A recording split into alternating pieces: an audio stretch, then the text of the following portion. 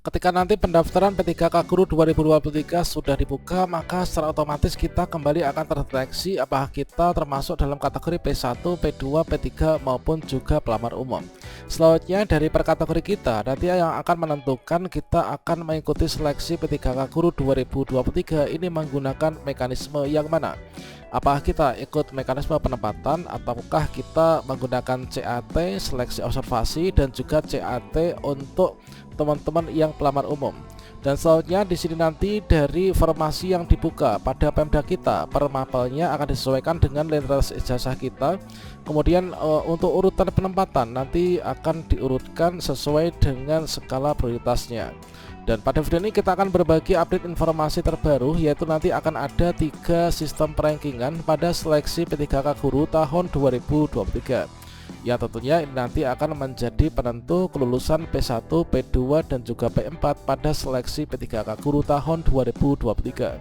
Bagaimanakah informasinya? Silahkan simak video ini sampai selesai. Namun sebelum kita lanjutkan, perlu saya ingatkan, bagi teman-teman yang mungkin baru saja menemukan channel ini, silakan klik tombol subscribe-nya dan aktifkan notifikasi loncengnya, sehingga nanti jika ada update video terbaru, kalian tidak akan ketinggalan informasi.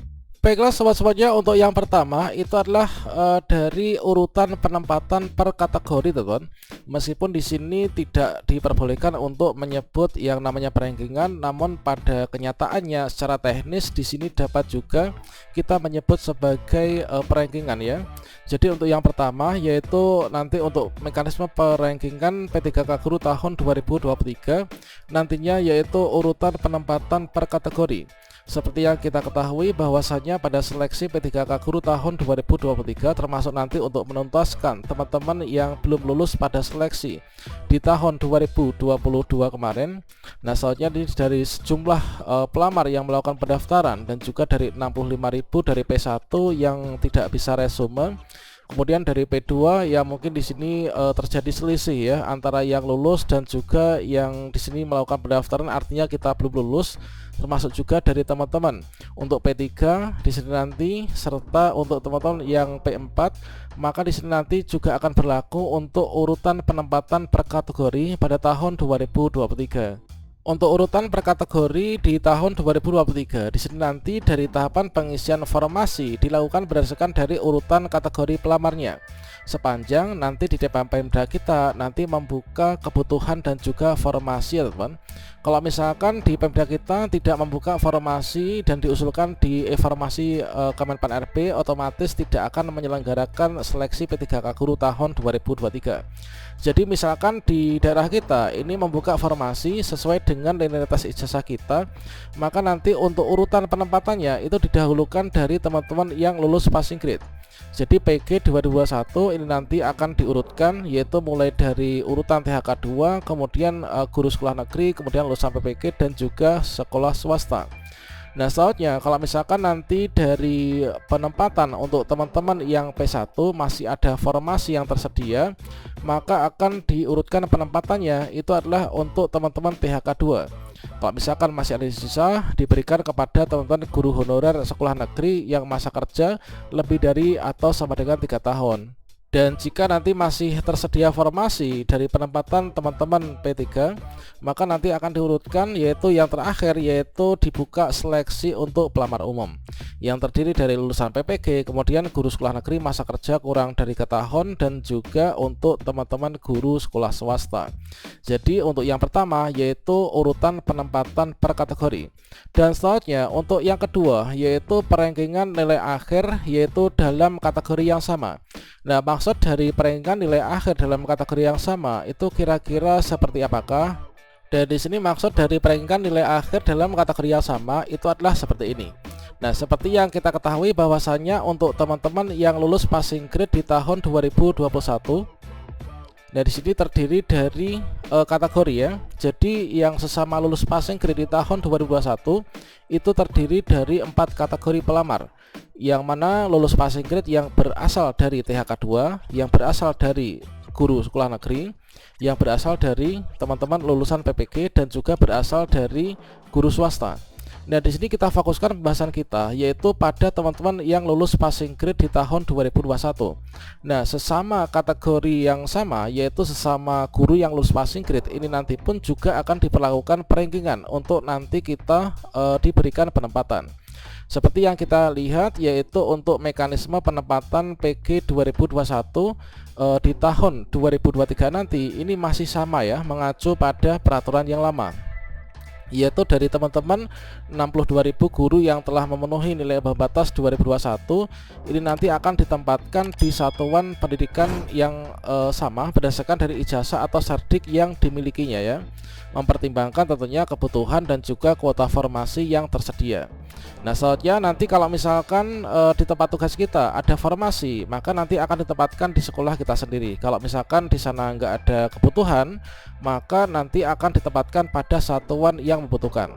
Nah, selanjutnya di sini nanti untuk urutan penempatan ini sesama teman-teman yang lulus passing grade ya tahun 2021, yaitu prioritas penempatan ini dilakukan berdasarkan urutan kategori, yaitu didahulukan untuk teman-teman THK 2. Kalau misalkan THK 2 sudah lulus semua, sudah ditempatkan semua untuk yang PG 2021, maka akan dilanjutkan untuk teman-teman guru sekolah negeri yang lulus PG. Kalau misalkan ini sudah habis, akan dilanjutkan ke lulusan PPG yang lulus PG, dan juga yang terakhir nanti akan diberikan penempatan untuk teman-teman guru sekolah swasta yang sudah lulus passing grade.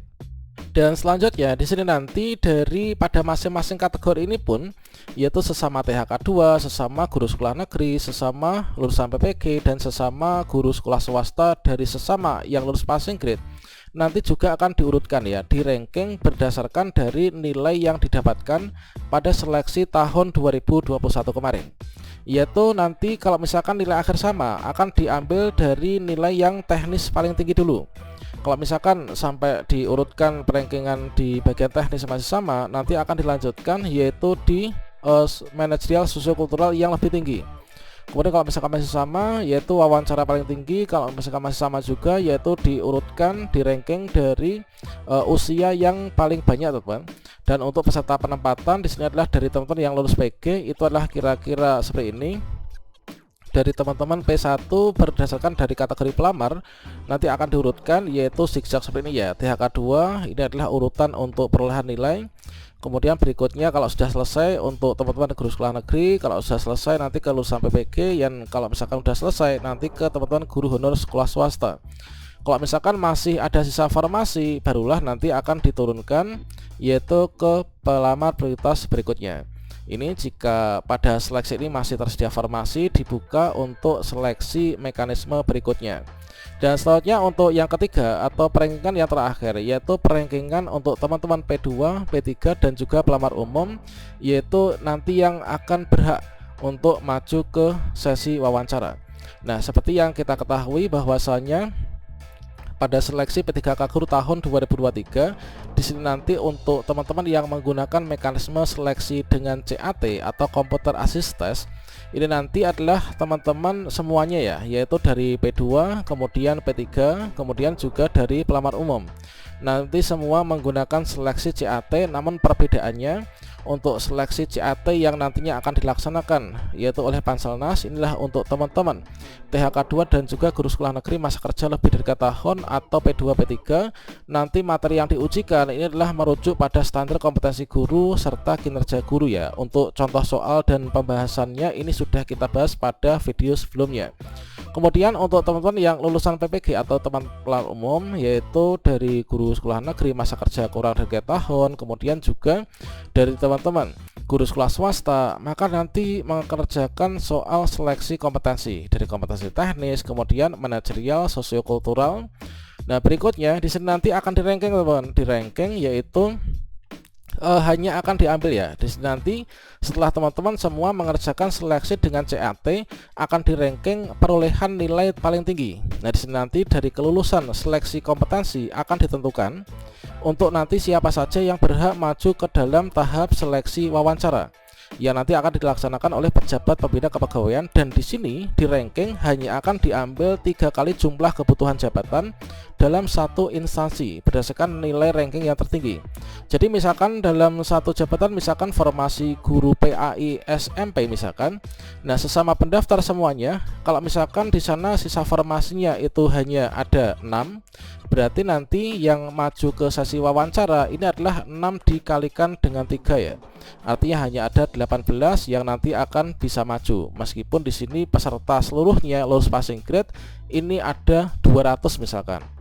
Dan selanjutnya di sini untuk mekanisme seleksi dengan CAT ini sudah kita bahas pada video sebelumnya, yaitu perbedaan CAT untuk teman-teman P2, P3 dan juga teman-teman pelamar umum. Sehingga nanti di sini nanti untuk yang bisa maju dan mengisi formasi tentunya akan di ranking ya, di ranking berdasarkan dari nilai yang paling tinggi, diambil dari 3 kali kebutuhan yang ada nanti untuk bisa maju ke dalam sesi wawancara. Oke, demikian, semoga dari 3 perankingan ini nanti kita termasuk dalam kategori peserta yang beruntung dan juga nanti kita bisa lulus ya pada seleksi P3K Guru tahun 2023 ini. Demikian, semoga bermanfaat. Wassalamualaikum warahmatullahi wabarakatuh.